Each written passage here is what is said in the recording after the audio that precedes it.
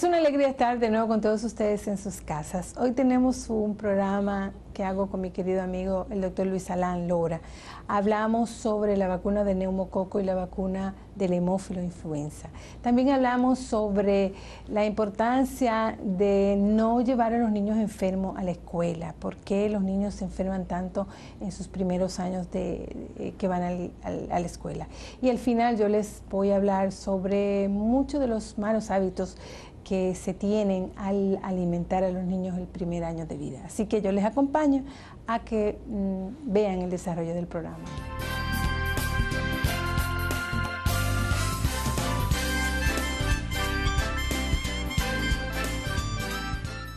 Estoy contentísima y complacida de hablar con mi amigo Luis Alán Lora, que es un reconocido pediatra neumólogo. Con él vamos a hablar, como dije al principio, sobre la vacuna del neumococo y también sobre la importancia de tener la influenza o gripe. Contenta de estar aquí, amigo. Yo sé que para tú estar con nosotros tuviste que hacer una serie de arreglo a tu agenda ocupada, pero me alegro. Bueno, en verdad que el placer es mío porque hemos compartido mucho, como dicen los que trabajan en esto, fuera de cámara. Pero ahora estamos otra vez en cámara. Te felicito que tengas otra vez esta gran oportunidad de compartir con un público que te sigue y lleva tus sabias orientaciones en la familia dominicana. De verdad te felicito. Gracias. Y gracias por invitarme. Claro. Yo siempre ando detrás de ti, pero bueno, tú estás muy ocupado. Mira, Luis Alán, nosotros vemos con mucha alegría que el país el PAI, a través del PAI, se pudiera aplicar la vacuna del neumococo de manera gratuita, porque yo sé de muchas personas que no tenían recursos para aplicar la vacuna, se angustiaban mucho, se preocupaban cuando iban y decían, bueno, pero que es una vacuna cara, y ha sido un gran paso, ¿no? A tu juicio, ¿qué te parece? Sí, por supuesto que hablar de vacuna es hablar de prevención. Hablar de prevención, si nos vamos a un extremo, es hablar de economía. Si nos vamos a otro extremo, es hablar de un niño sano. Entonces, tenemos una gran oportunidad ahora de contar con una vacuna que se puede decir sin temor que previene la muerte. ¿Sabe cuántos niños mueren cada media hora por el neumococo? Por la enfermedad que produce el neumococo. Muere un niño cada media hora en Latinoamérica. Quiere decir que en el tiempo que vamos a estar aquí probablemente hablando, va a morir un niño. Y si ya nuestro país, que tenía ya algún tiempo tratando de introducir esta vacuna a lo que es el Programa Ampliado de Inmunización, o el PAI, como se le conoce la sigla, la abreviatura del PAI, pues vamos a tener que en los próximos años vamos a tener una reducción en la mortalidad infantil. Vamos a alcanzar probablemente, nos vamos a acercar el objetivo número 4 de los objetivos de desarrollo del milenio, donde es la reducción de la mortalidad infantil. Entonces hay dos estrategias muy importantes. La vacunación universal en nuestro país, que sea accesible, que sea gratuita y además que sea sostenible, es decir, que el programa se pueda mantener por mucho tiempo y que el otro programa que me refiero, que no es una vacuna en sí, pero sí tiene que ver con la inmunidad del niño, es la lactancia materna, que donde yo esté no podemos dejar de hablar algo de lactancia materna. Entonces, esas dos estrategias bien llevadas, vacunación universal y lactancia materna, te va a reducir la mortalidad infantil, yo te diría que en más o menos un 20%. De manera importante. ¿Por qué el neumococo causa tanta muerte o puede causar tantas lesiones?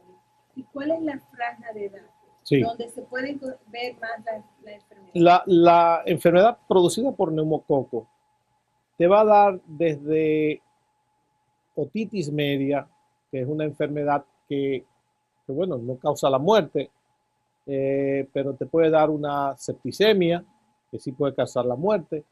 Te puede dar una neumonía que si no se atiende oportunamente y se trata adecuadamente te puede producir también la muerte.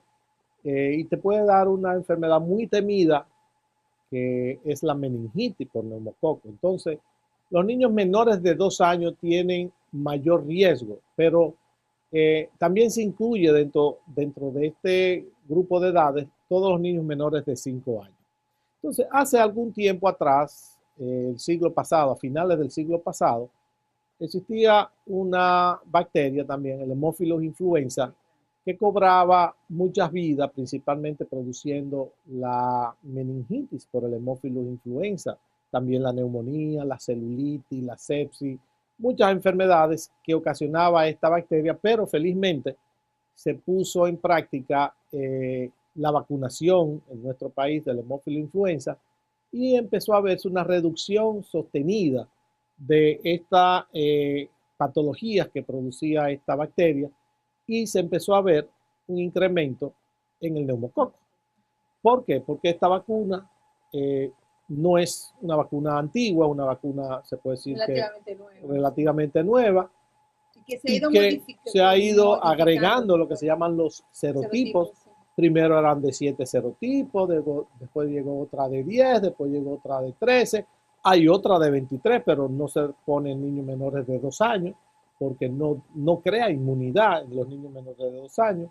Pero para que tú sepas esto, me imagino que sí lo sabes, pero hay más de 90 serotipos, es decir, posibilidad de que un niño se enferme de esta bacteria, pero los gérmenes o los serotipos más bien más frecuentes están contenidas en estas vacunas, tanto de la 13 valente como la 10 valente también.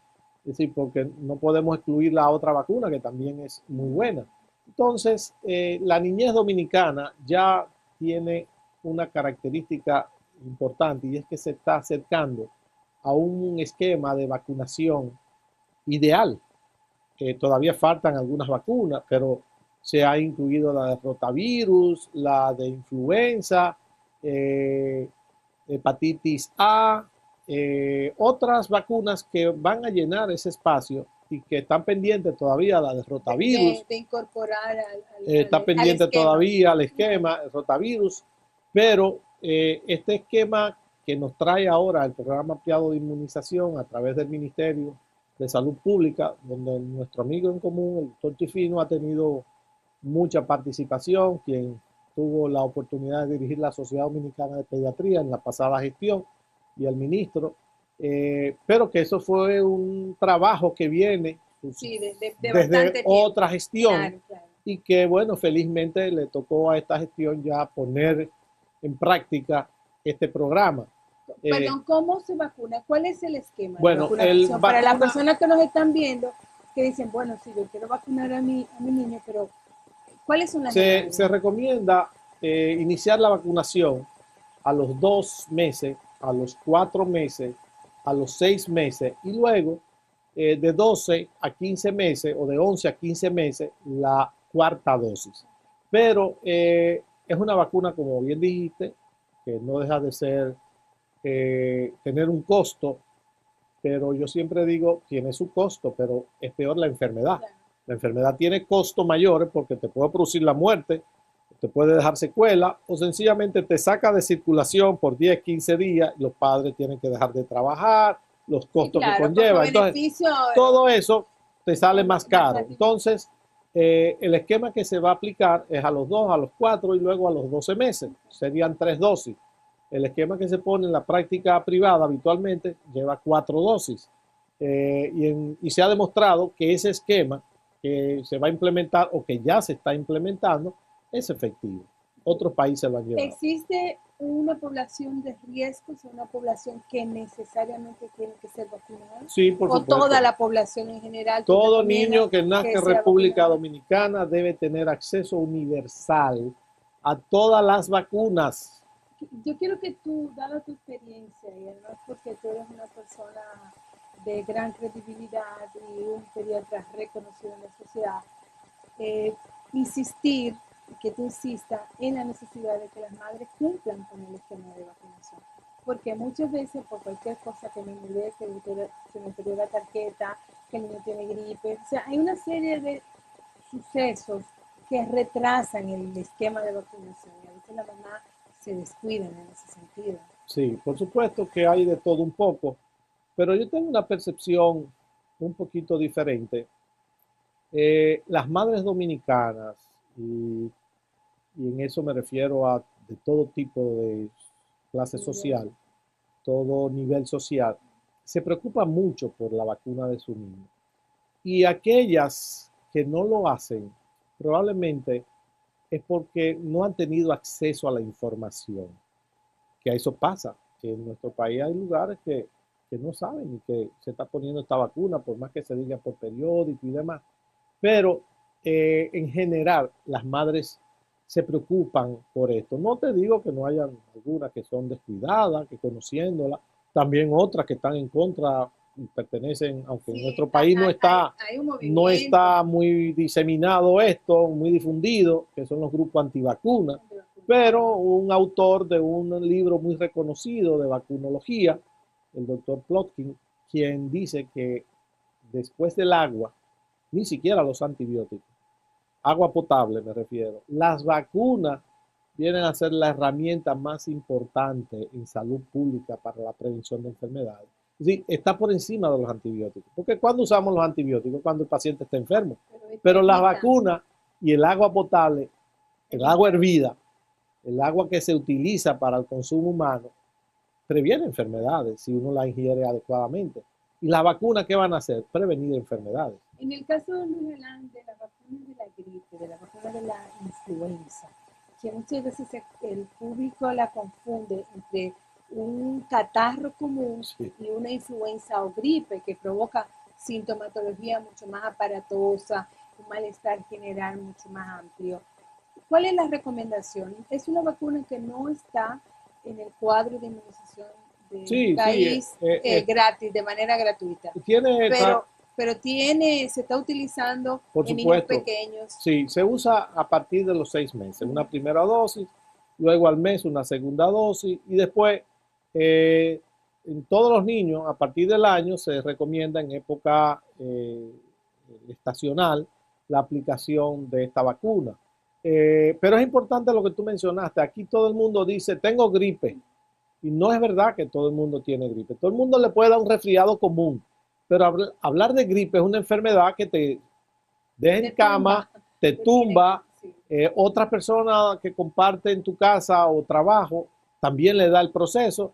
Y en nuestro país hay un término muy interesante y es que la gente le pone un sobrenombre. Empiezan y le dicen, tengo la boleta única, tengo Kosovo, tengo el metro, dependiendo qué está ocurriendo social y político, inmediatamente le pone un seudónimo.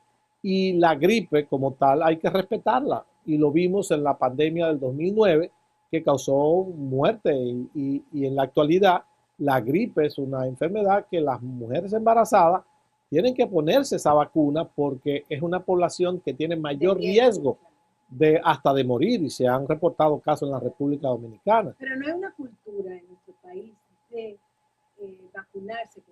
Se está en el proceso de aprendizaje porque también nosotros... No somos un país de frío. No, pero que eso no tiene que ver, eso no tiene que ver. Aquí nosotros, yo le digo que el mejor vector para todas esas enfermedades es un avión.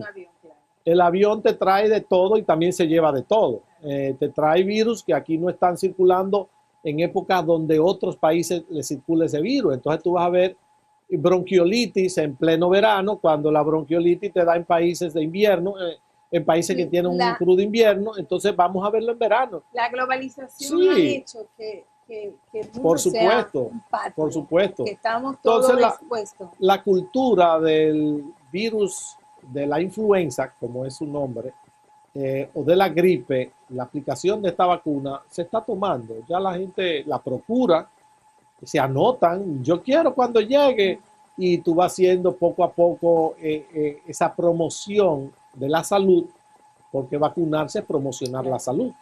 Y la gente va a ir aprendiendo poco a poco la necesidad que tiene de cumplir el esquema. Pero no solamente eso, el mismo neumococo. cuando a una gente le da una influenza o la bien llamada gripe, el organismo de esta persona está más lábil o le crea, vamos a decir, la cama, el ambiente, para que el neumococo sea una bacteria que se aproveche en ese momento de tu sistema inmunológico que está un poco ocupado en la defensa y te viene y te complica con un proceso bacteriano sobreagregado, y esto se vio en la pandemia del 2009, que prácticamente el 20% de las personas que morían por influenza tenían una infección que coincidía o que compartía al mismo paciente una enfermedad por neumococo y además la influenza. Entonces, para abreviarte esto, vacúnese contra la influenza y vacúnese contra el neumococo. Sobre todo los niños pequeños y las personas adultas. Exacto. Vamos a un corte comercial y al regreso continuamos la conversación con el doctor Luis Lora, y vamos a hablar sobre por qué aumentan los procesos respiratorios en los niños que comienzan la escuela, en los niños que entran en un centro de cuidado infantil o las famosas llamadas guarderías. Volvemos a entrar. Sí.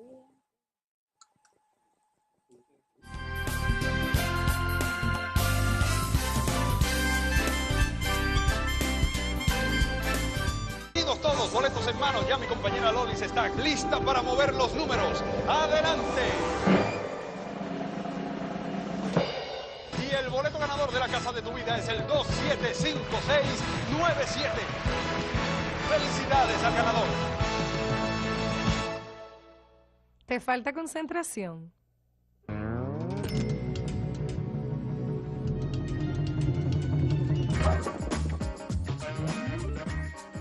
Mejor desayúnate con Millets. La concentración que necesitas la consigues con un vaso de leche Millets en el desayuno. Millets, te rinde más el día, te rinde más la vida. Por años mi despertador ha sonado cada día a las 6 de la mañana. Desarrollé la habilidad de desayunar, peinarme y maquillarme esperando el semáforo. Entré como pasante y fui avanzando. Me he esforzado al máximo. No ha sido fácil. Mucho trabajo fuera de horario, amaneciendo frente a mi computadora. Pero sé que las recompensas son el resultado del esfuerzo. Fui paciente y con paso firme alcancé mi meta. Hoy soy socia de la empresa. En el BHD, creemos que el dinero solo tiene valor si sirve para construir con esfuerzo y trabajo el bienestar de nuestros clientes. Nosotros vemos el dinero así, por eso lo cuidamos más. Banco BHD. Yo diría que es el trabajo más difícil que hay, porque es 24 horas al día, o sea, tú no tienes descanso. El Lacta Plus, le había oído, yo había oído que tenía leche A, que tiene que ver con la vista del niño, con los nutrientes, con el hierro, y me gustó. El médico me lo indicó y yo feliz. Pero Rodrigo, ni loco me toma otra leche que no sea Lacta. Wow, mami, tú eres igualita a una princesa. Y yo me derretí así mismo, como una vela. Tu amor los hace crecer. Lacta Plus.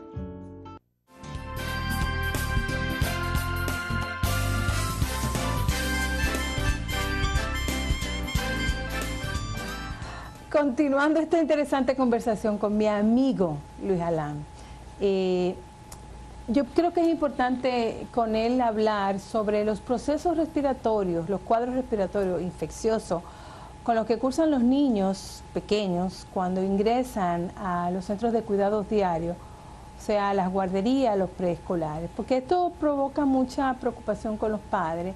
Y en muchas ocasiones se ven tentados a sacar a sus hijos de estos centros porque piensan, sienten, bueno, y se dan cuenta realmente de que se están enfermando.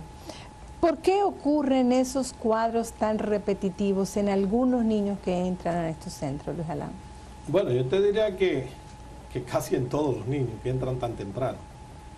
Deberían de quedarse en su casa. Déjame decirte que hay un movimiento que está promoviendo, bueno, hace tiempo, de que los niños ingresen a estos centros después de los 2 años y medio. Pero bueno, es una parte. Definitivamente que hay un incremento de los procesos respiratorios agudos, porque te voy a ejemplificar quizás contigo mismo. Cuando tú eras pequeñita. No hace mucho. Solo pregúntale a alguien que te conozca bien, si hace o no poco. Quizás tú no ibas tan temprano a la escuela, pero tú vivías en una casa Sí, donde sí. había una tía, una abuela, una amiga, una prima, no sé, alguien que participaba en el cuidado de los niños y le enseñaba muchas cosas. Pero ahora probablemente tu madre no trabajaba, estaba en su casa. Pero ahora papá, mamá, abuela, tía, prima, hermana, todas trabajan. Todo el mundo Entonces, trabaja.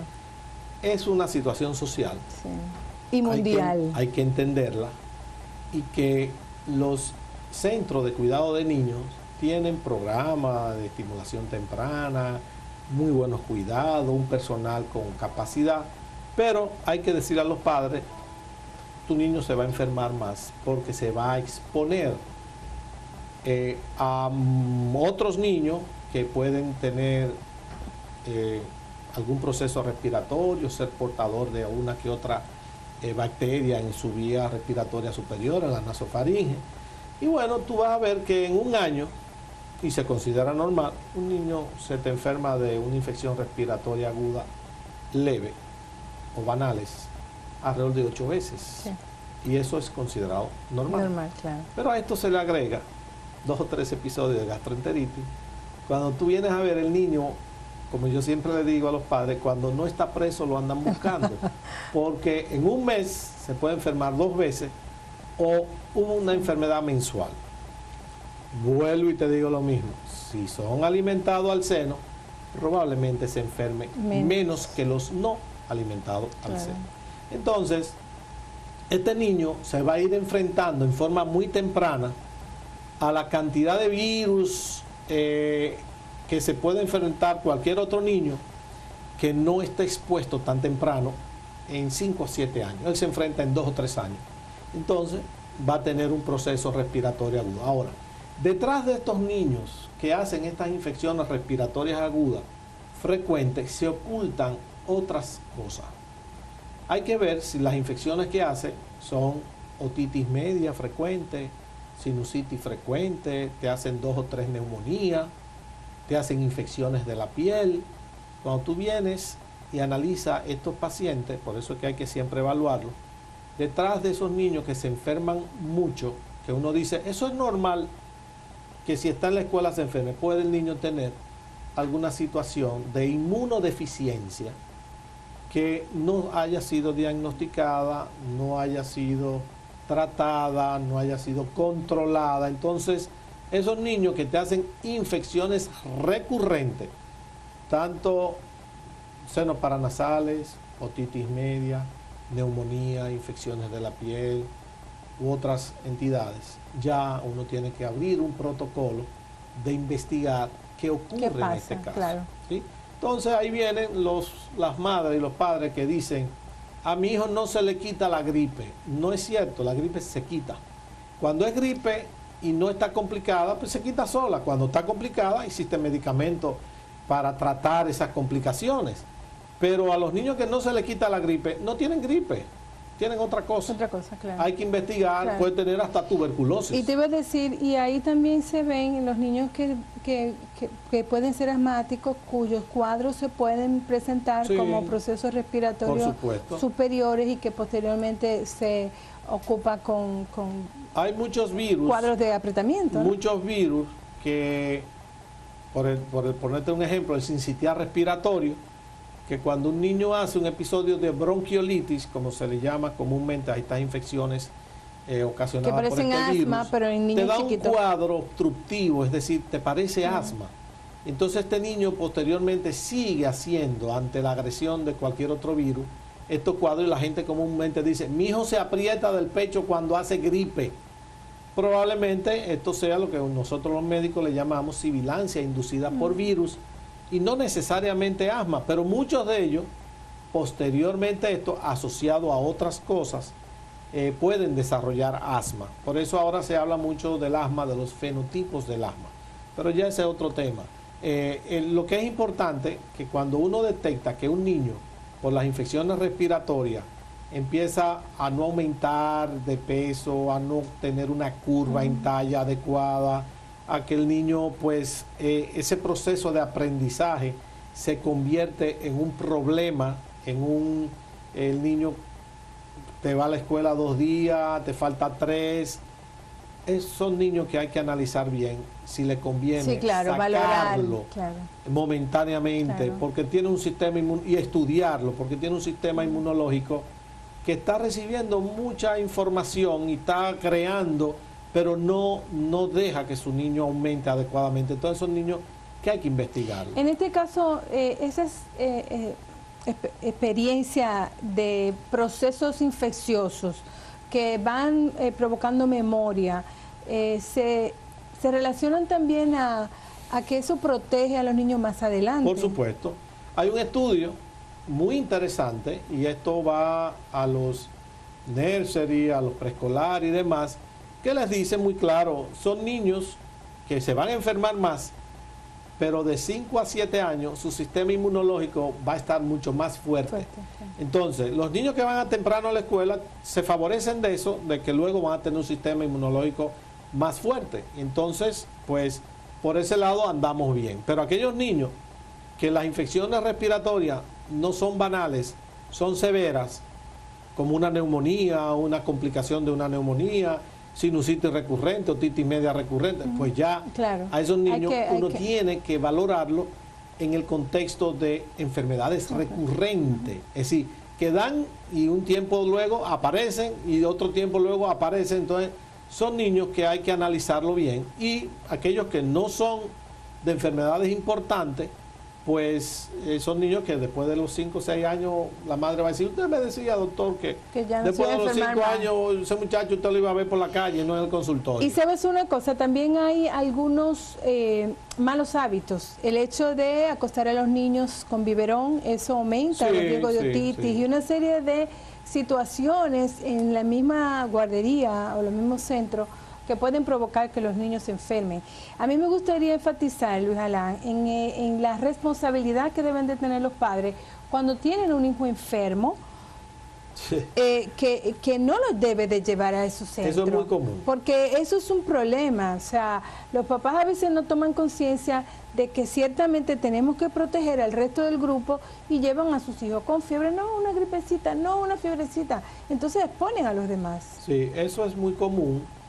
Tan común que los padres llevan al niño a las 7 de la mañana a la guardería, al nursery, al centro de cuidado, y a las 10 de la mañana lo están llamando, mire, es fulano de tal, el niño tiene fiebre, ¿por qué lo trajo así? Ah, no me di cuenta. Y cuando va al médico, no, que me lo despacharon del colegio, y el médico le dice, ¿cuántos días tienen con fiebre? 3 días. Sí. Es decir, lo llevan enfermo, pero entonces los padres te dicen, pero fue allá que se enfermó. Es decir, que otro hizo lo mismo que él. Hasta que no se cree la conciencia de sacar ese niño de ese medio donde va a contagiar a los demás, pues vamos a tener que en un curso, y es muy común eso, de 10, 12 niños, te dice la madre, hoy me informaron que 6 faltaron porque está muy malo y hay 2 internos. Es decir, que ahí está la conciencia ciudadana. Usted no quiere que su hijo se enferme, pero usted lleva a su hijo para que se enferme a otro. Entonces, si se hace esa conciencia, pues probablemente los niños tengan menos oportunidades de seguir enfermándose tan frecuente como lo hacen cuando entran por vez primera a los nursery. Y esa es otra cosa, los biberones. Sí. Ningún niño ya debe tomar leche en biberón. No, eso pertenece al pasado. Es decir, los biberones se contaminan mucho. Además de que, exactamente, todas esas son condiciones que ya un niño que va a la escuela, tiene que superar esa etapa y dejar de ser un bebecito que está acostumbrado. ¿Cuál es la edad recomendable para retirar el biberón, ya que tú lo mencionas? Bueno, la mejor edad es cuando no se da el biberón. Pero tú sabes que es una costumbre. Sabemos, pero es una costumbre y es una manera en que mucho más fácil para que los niños puedan tomar sus alimentos líquidos, particularmente la leche. Eso es una realidad de que se usa. Si tú ves los programas nuevos, los niños recién nacidos toman el seno y toman leche en unos vasitos. Claro, entonces, yo no le voy a decir a la gente a qué edad va a tomar o va a... Yo le voy a decir no use el biberón. No use el biberón. No quiero que las casas comerciales me vean como un enemigo. Simplemente que primero te produce un síndrome de confusión en el niño. Ah, claro, sí. Te confunde, entonces el niño en 1 minuto, 2 minutos se siente saciado y rechaza el seno. Entonces, Sí. como yo soy pro lactancia, sí. siempre tengo que meter esos temas. Claro. Entonces, yo prefiero decirle, bueno, vamos a usar el seno y vasitos. Eso es lo ideal. Sí, claro. Mira, lo interesante es poder reconocer esas capacidades que tienen los niños de ir acostumbrándose. Y bueno, y también tomar en cuenta la madurez que tienen los niños, porque muchas veces el que tú des a un niño en un vasito requiere de que tú estés más atenta a lo que estás haciendo. ¿Eres madre? Sí, por supuesto. Las madres No, y tengo la experiencia. están atentas hasta en lugar donde no están viendo a sus niños. Se supone No. que deberían de estar Sí. atentas, pero muchas veces por la Bueno, hay prisa, casos y situaciones mira, por especiales. la prisa y por que se tienen que hacer muchas cosas, pero estamos de acuerdo contigo en que la lactancia materna es la alimentación ideal y somos pro lactancia todo el tiempo. Yo he sido una abanderada de eso a partir de mi propia experiencia también. Entonces yo siento que cuando uno habla desde la experiencia que tú has tenido y de reconocer los beneficios, pues sin duda que tiene que abanderarse de eso. Bien. ¿Alguna recomendación que tú quieras dar para los padres en cuanto a los cuidados que se deben de tener a los niños en el primer año de vida y también a los niños que van ingresando a las escuelas? Sí, bueno, primero tener conciencia de lo que hemos hablado. Ojalá ellos hayan hecho un análisis de estas cosas. El niño, lo primero es la lactancia materna, acudir a los centros de vacuna para aplicarle todo el esquema de vacunación que el gobierno ofrece. Los que van a su médico privado, pues lo mismo. Aquí nacen más de 200.000 niños por año y es una población muy vulnerable para las enfermedades prevalentes de la infancia, y al momento de llevarlo al niño a la escuela, llevarlo con un esquema de vacunación adecuado. Completo. Y evitar el exponerlo ambiente contaminado, ambiente cerrado. Cuando esté enfermo, dejarlo en su casa, no llevarlo con un jarabito de que por si le da fiebre, dejarlo en su casa tranquilo. Claro. Darle un esquema de alimentación adecuado para la edad del niño, donde recuerden bien la pirámide de la alimentación. Y hay una cosa muy importante, yo digo que la infancia es una etapa de la vida donde todo es felicidad. Entonces, no dejemos sufrir los niños. Un niño, dicen, no hay por qué dejarlo llorar sin necesidad. Ni pegarle. Yo soy en ese sentido un poquito ñoño, un bebé, déjalo que llore, para que sea. No, dele cariño a su niño, dele amor, dele ternura, que luego va a ser un hombre o una mujer más tranquila, o más tranquilo, o más amoroso con su prójimo. Por eso que yo te quiero. Ah, sí, gracias. Porque tú eres un pediatra fuera de serie. De verdad. Bueno, gracias por eso de fuera de serie. Querido, gracias por estar aquí. Gracias por invitarme. Y gracias por tus sabios consejos y tus recomendaciones. Ojalá pudieras venir más a menudo. Y a ustedes no se vayan. Al regreso vamos a hablar de los malos hábitos que se tienen en la alimentación de los niños pequeños. Volvemos en breve.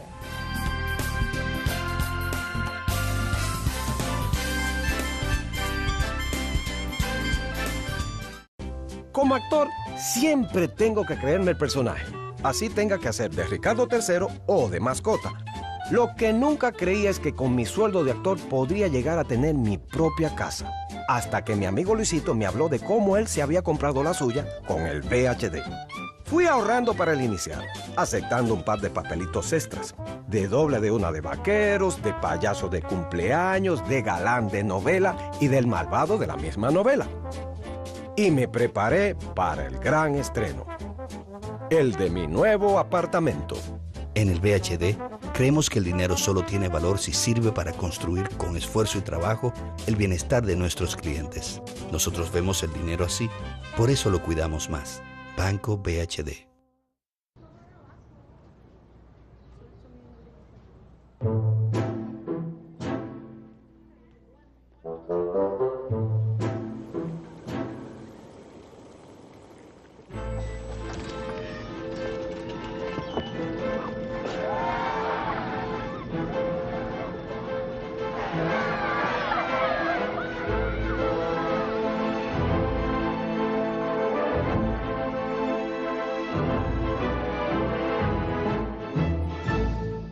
Desayúnate con Millets. Un vaso de leche Millets en el desayuno te da toda la energía para enfrentar el día. Millets, te rinde más el día, te rinde más la vida.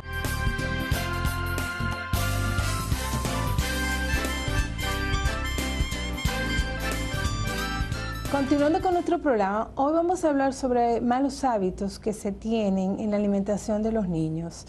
Y uno de ellos es utilizar cereal en el biberón.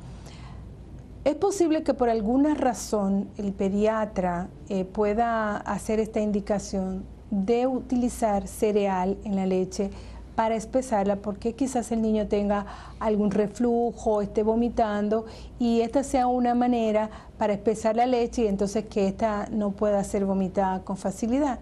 Sin embargo, en los niños pequeños que no tengan esta condición, no es aconsejable utilizar cereal por varias razones.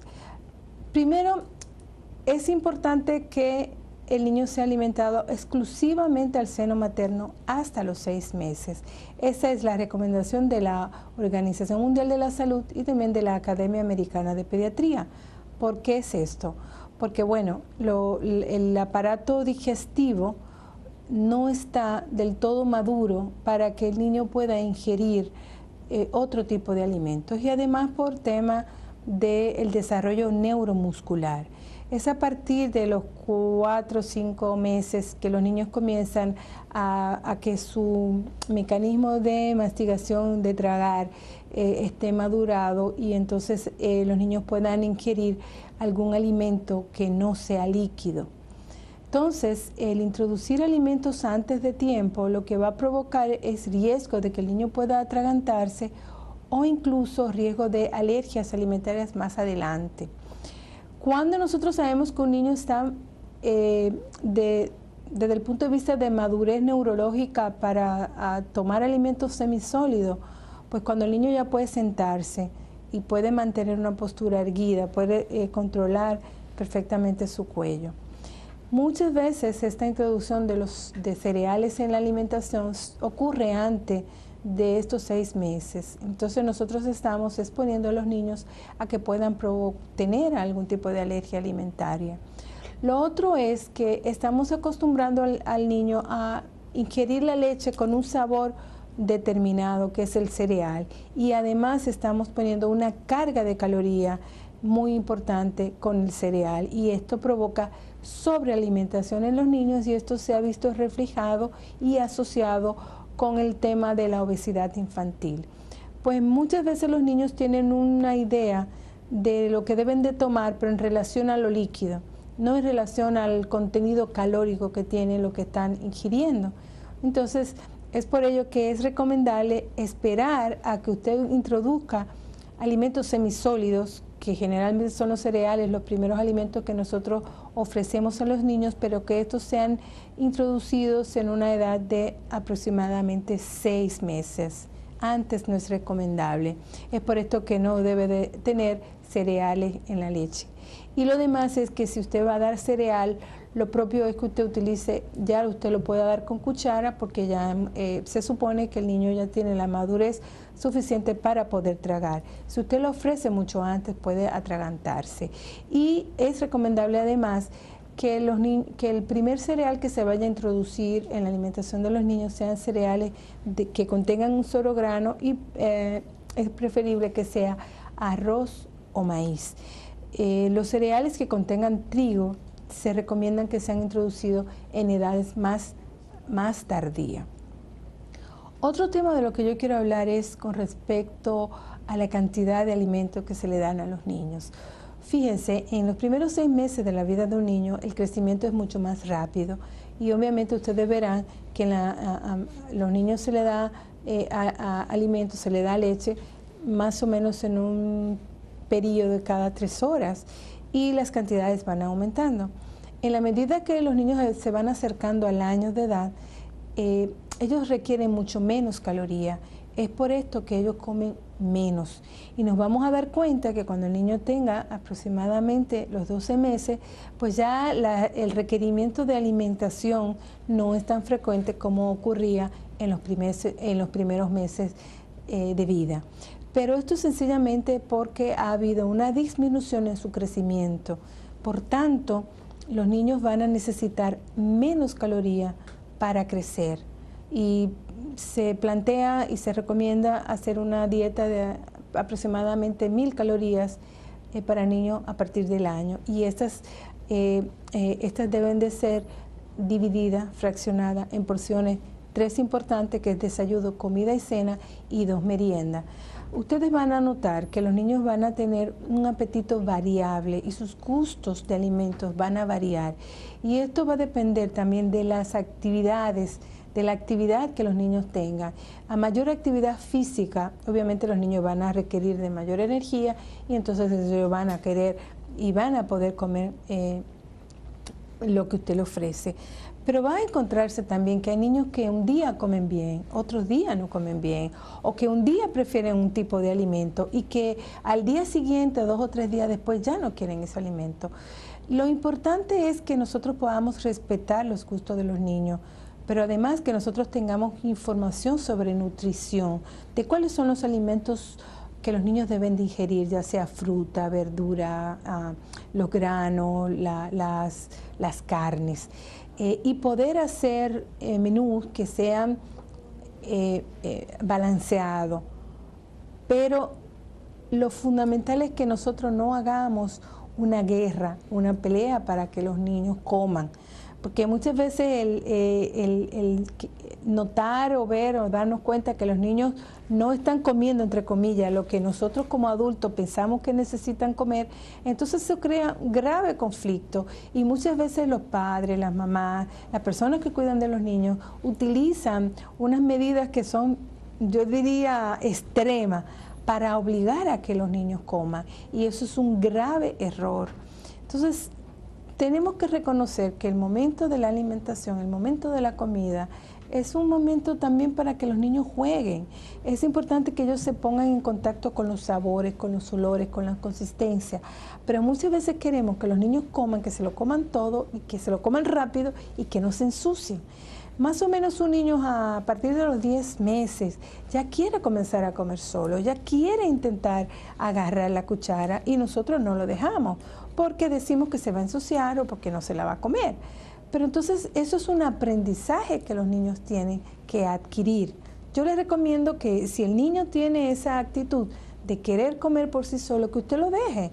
Es cierto que le va a tomar un poquito más de tiempo, es cierto que se va a ensuciar, es cierto que va a ser un reguero, pero es una actividad que ellos van a ir haciendo, disfrutándolo y además alimentándose.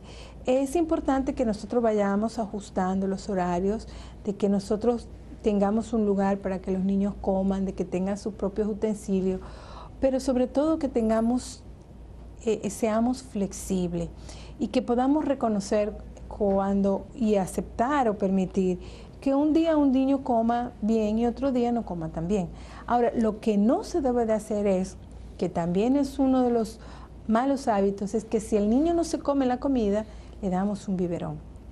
Muchos niños lactantes que ya están en ese desplazándose, que están comenzando a caminar y que ya tienen un poquito más de libertad para moverse y que quieren jugar, ellos sienten que sentarse a comer es como una pérdida de tiempo y prefieren tomar un biberón e ir caminando por la casa. Eso no es recomendable, que sustituyamos una comida por un biberón. Los biberones la leche. La leche debe de estar establecido, dependiendo de la edad, se recomienda 2 o 3 veces al día tomar, en la mañana, quizás en la tarde y al acostarse. Pero muchas veces las madres o las cuidadoras o las abuelas, bueno, para que no coma, mejor que tome leche. Y de momento nos podemos encontrar con niños que se pueden tomar hasta 8 biberones de leche al día, pero no quieren comer.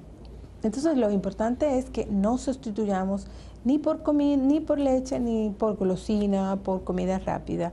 Entonces tenemos que ir respetando estos gustos y ir conociendo cuáles son los requerimientos que tienen los niños pequeños. A medida que los niños van creciendo, igualmente ese crecimiento se va disminuyendo y también vamos a encontrar periodos de lo que nosotros con los médicos llamamos hiporexia fisiológica, en que los niños van a ir a comer mucho menos. Otro asunto que yo pienso que ustedes deben de tener en cuenta, algunos niños que tienen preferencia por alimentos blancos, es lo que nosotros llamamos la dieta blanca. Muchos niños prefieren arroz, prefieren pan, prefieren pasta y generalmente estos alimentos son blancos. Pero más que insistir y obligarlos, yo pienso que también nosotros tenemos que tener estrategia, buscar la manera para presentar de forma atractiva los alimentos y también sustitución. De momento un niño no se quiere comer un arroz, pero quizás una pasta se la podría comer, y en términos de valor nutritivo tienen valor más o menos similares, o que podamos un grano, si no le gusta la habichuela, poder utilizar lentejas, en fin, que nosotros podamos ir sustituyendo un alimento por otro. Y si ustedes son observadores, se van a dar cuenta que los niños van cambiando de gusto por momento. Como les dije, en un momento pueden tener preferencia, vamos a decir, por las papas fritas, pero de momento no les gusta. Entonces, yo lo que les recomiendo es que ustedes puedan instruirse un poquito más sobre nociones básicas de nutrición, que ustedes sepan cuáles son los alimentos que sus hijos van a necesitar y van a requerir, que son necesarios que ellos ingieran dependiendo de su edad. En función de eso, ir haciendo los menús.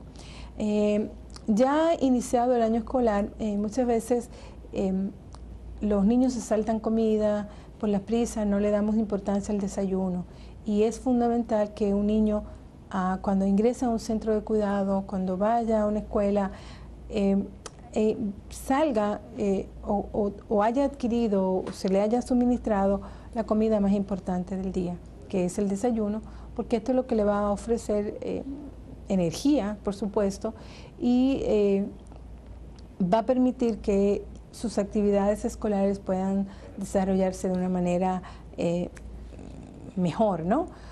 Lo otro es que cuando nosotros vamos a preparar las loncheras, tener en cuenta una serie de detalles para que los alimentos puedan ir de una manera segura y que no se contamine.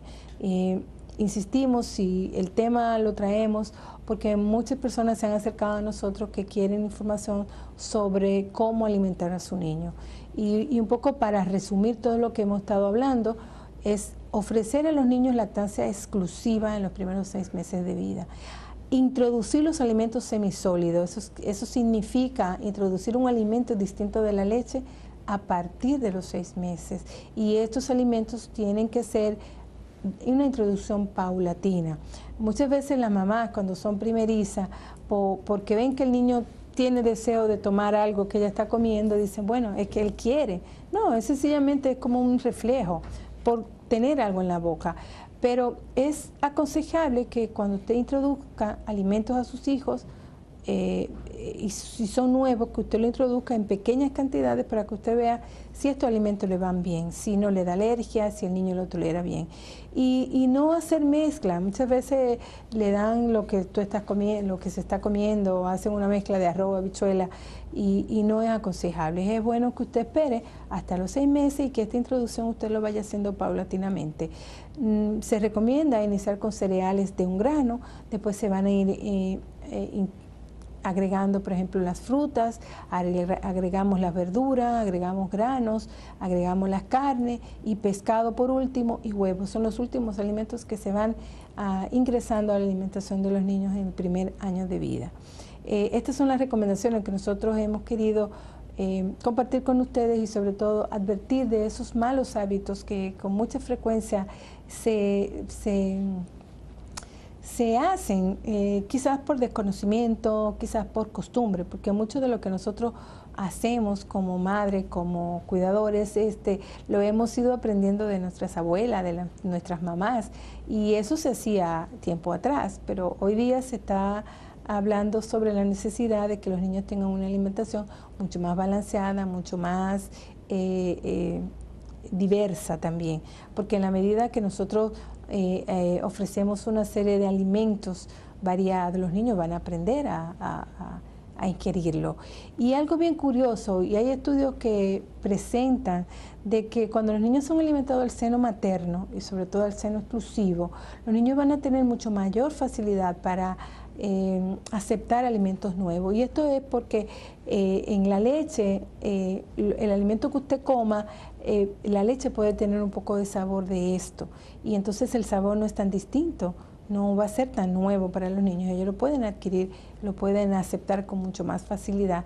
Entonces, dentro de las muchas recomendaciones que tiene la lactancia exclusiva, alimentar a su hijo al seno materno de manera exclusiva, de que no se va a enfermar, de que van a ser más sanos, de que no va a sufrir de otras enfermedades como la diabetes o la obesidad, es que el alimentar a tu niño lo que va a ayudar es también a que ellos puedan adquirir, aceptar mejores los alimentos nuevos. Muchas veces nosotros nos encontramos raro de que un niño se coma un brócoli, se coma un coliflor, o niños que les guste comer zanahoria, pero todo tiene que ver con la manera en que tú lo vas introduciendo y de que tú le permites tener acceso a ello. Una cosa también que es muy común y es un mal hábito es que muchas veces nosotros no le damos a nuestros niños los alimentos que a nosotros no nos gustan. Por ejemplo, si a mí no me gusta, no sé, por decir el plátano, quizás pues ofrezco mucho menos plátano a mi hijo. De manera que, bueno, y para finalizar, puntualizar de que la alimentación de los niños pequeños es como un momento de juego. Muchas veces nosotros los adultos nos lo tomamos muy en serio, pero para ellos es sencillamente un momento de jugar, de tocar, de ver, de saborear, y como tal nosotros tenemos que hacerlo.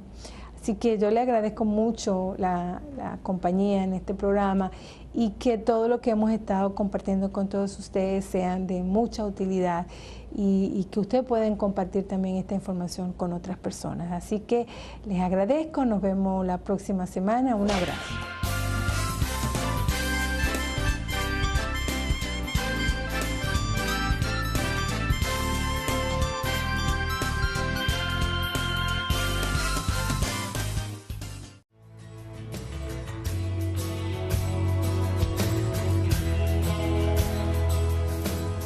Es una alegría estar de nuevo con todos ustedes en sus casas. Hoy tenemos un programa que hago con mi querido amigo, el doctor Luisalán Lora. Hablamos sobre la vacuna de neumococo y la vacuna del hemófilo influenza. También hablamos sobre la importancia de no llevar a los niños enfermos a la escuela. ¿Por qué los niños se enferman tanto en sus primeros años que van a la escuela? Y al final yo les voy a hablar sobre muchos de los malos hábitos que se tienen al alimentar a los niños el primer año de vida. Así que yo les acompaño a que vean el desarrollo del programa.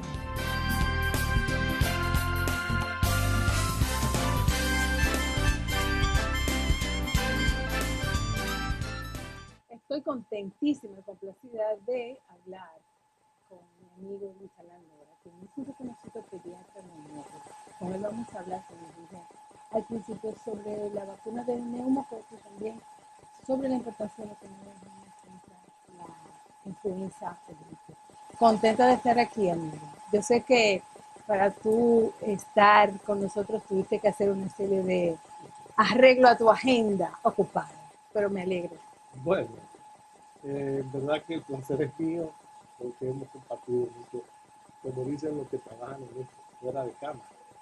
Pero ahora estamos otra vez en cámara. Te felicito que tengas otra vez esta gran oportunidad de compartir con un público que te sigue y lleva tus sabias orientaciones a la familia dominicana.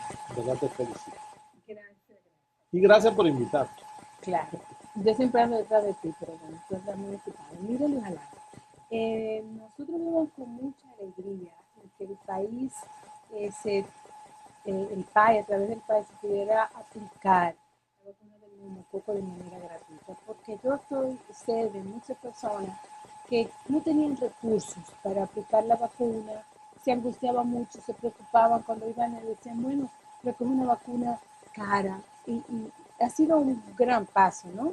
A tu juicio, ¿qué te parece? Sí, por supuesto que hablar de vacuna es hablar de prevención. Hablar de prevención, si nos vamos a un extremo, es hablar de economía. Si nos vamos a otro extremo, es hablar de un niño sano.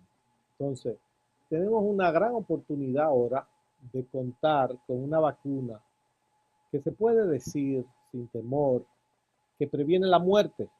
¿Sabe cuántos niños mueren cada media hora por el neumococo? Por la enfermedad que produce el neumococo.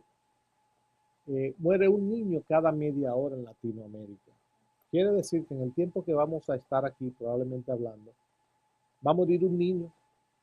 Y si ya nuestro país, que tenía ya algún tiempo tratando de introducir esta vacuna a lo que es el Programa Ampliado de Inmunización, o el PAI, como se le conoce la sigla, la abreviatura del PAI, pues vamos a tener que en los próximos años vamos a tener una reducción en la mortalidad infantil. Vamos a alcanzar probablemente, nos vamos a acercar el objetivo número 4 de los objetivos de desarrollo del milenio, donde es la reducción de la mortalidad infantil. Entonces hay dos estrategias muy importantes. La vacunación universal en nuestro país, que sea accesible, que es pública, donde nuestro amigo en común, el doctor Chifino, ha tenido mucha participación, quien tuvo la oportunidad de dirigir la Sociedad Dominicana de Pediatría en la pasada gestión, y el ministro, pero que eso fue un trabajo que viene desde otra gestión, claro. Y que, bueno, felizmente le tocó a esta gestión ya poner en práctica este programa. Perdón, ¿cómo se vacuna? ¿Cuál es el esquema? Bueno, para las personas que nos están viendo, que dicen, bueno, sí, yo quiero vacunar a mi niño, pero ¿cuáles son las reglas? Se recomienda iniciar la vacunación a los 2 meses, a los 4 meses, a los 6 meses y luego de 12 a 15 meses o de 11 a 15 meses la cuarta dosis. Pero es una vacuna, como bien dijiste, que no deja de ser tener un costo, pero yo siempre digo, tiene su costo, pero es peor la enfermedad.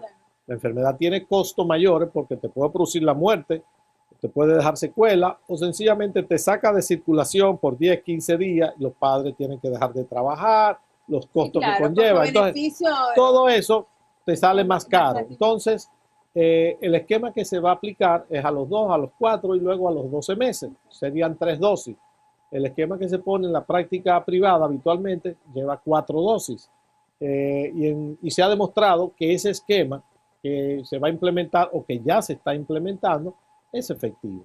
Otros países lo han llevado. ¿Existe una población de riesgo, o una población que necesariamente tiene que ser vacunada? Sí, por supuesto. ¿O toda la población en general? Todo niño que nazca en República Dominicana debe tener acceso universal a todas las vacunas.